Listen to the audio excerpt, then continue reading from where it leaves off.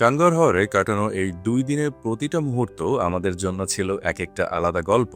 যদি আপনাদেরও কখনো মনে হয় শহরের কোলাহল থেকে একটু দূরে গিয়ে প্রকৃতির সঙ্গে ২ দিন কাটাবেন, তাহলে এই অভিজ্ঞতাটা আপনিও খুব সহজেই নিজের করে নিতে পারেন।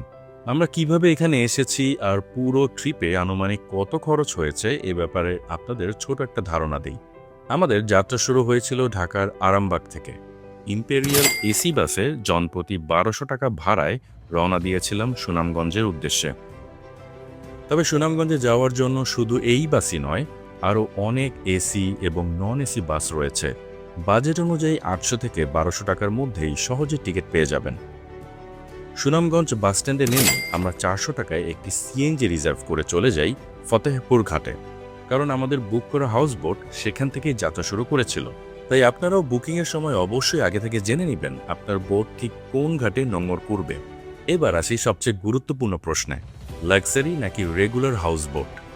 সত্যি বলতে হাওর ঘোরার অভিজ্ঞতা আপনি কোন বোটে উঠেছেন সেটার উপর নির্ভর করে না, বরং নির্ভর করে আপনি কেমন অভিজ্ঞতা খুঁজছেন তার উপর। আর আমাদের এই ভ্রমণের সঙ্গী ছিল the Haor sell luxury houseboat. ব্যক্তিগত অভিজ্ঞতা থেকে বলছি, তাদের সার্ভিস আমার কাছে সত্যিই দারুণ লেগেছে।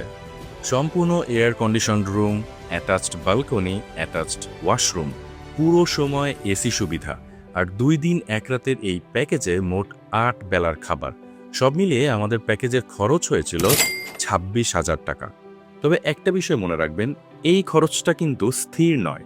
কোন মৌসুমে যাচ্ছেন, সপ্তাহে কোন দিনে বুকিং দিচ্ছেন, আর কত আগে বুক করছেন, এসবের উপর প্যাকেজের মূল্য কম বেশি হতে পারে।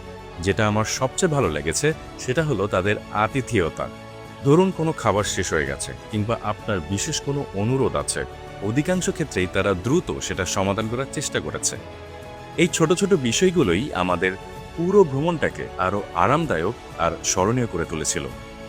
আর এভাবেই শেষ হলো টাঙ্গুয়ার হাওরে আমাদের ২ দিন ১ রাতের অসাধারণ এক যাত্রা।